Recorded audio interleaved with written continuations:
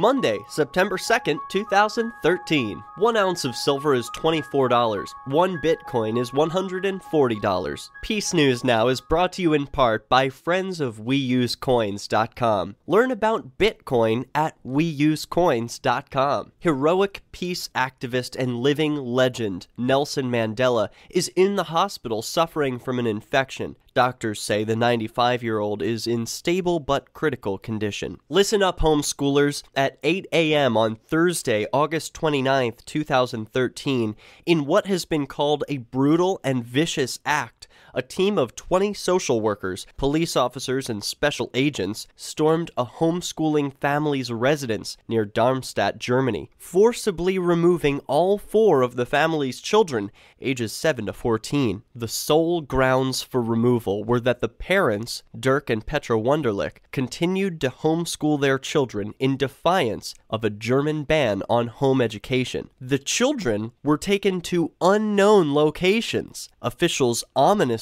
promised the parents that they would not be seeing their children, quote, anytime soon. The only legal grounds for removal were the family's continuation of homeschooling their children. There have been no allegations of abuse or neglect. Germany has not even alleged educational neglect for failing to provide an adequate education. The law ignores the educational process of the child. The law ignores the educational progress of the child.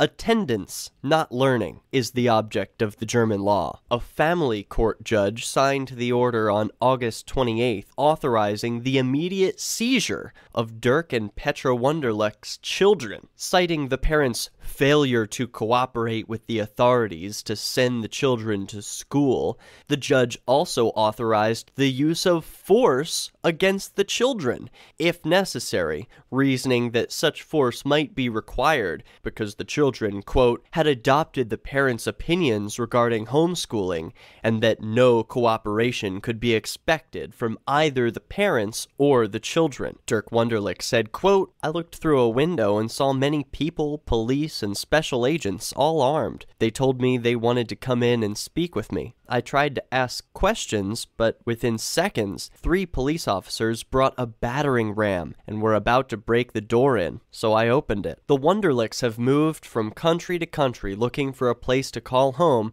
where they could homeschool their children without fearing harassment from government agents. Although they found refuge from homeschool persecution, Mr. Wunderlich was unable to find work there, and the family had to return to Germany last year. It is mandatory that all residents of Germany register with their local municipal authorities. Within days of the family registering their presence in the town, authorities initiated a criminal truancy case, and just months later, the Youth Welfare Office was granted legal custody of the children. Authorities even took the children's passports, making it impossible for the family to escape. The right of parents to decide how children are educated is a human right of the highest order. So is the right to freely move and to leave a country. Those who know the family say, quote, they are a delightful family with precious children. They're really just regular people who are doing what millions of people here in the United States do every day. How long will bureaucrats order these kinds of acts to be perpetrated against German families? Why is it so important to them to force people into state schools? Wunderlich said that his 14-year-old daughter Michelle was forcibly taken out of the home. Quote, when I went outside, our neighbor was crying as she watched. I turned around to see my daughter being escorted by 2 big policemen, as if she were a criminal. They weren't being nice at all. When my wife tried to give my daughter a kiss and hug goodbye, one of the special agents roughly elbowed her out of the way and said, quote, it's too late for that. What kind of government acts like this? Petra Wunderlich said her heart was shattered.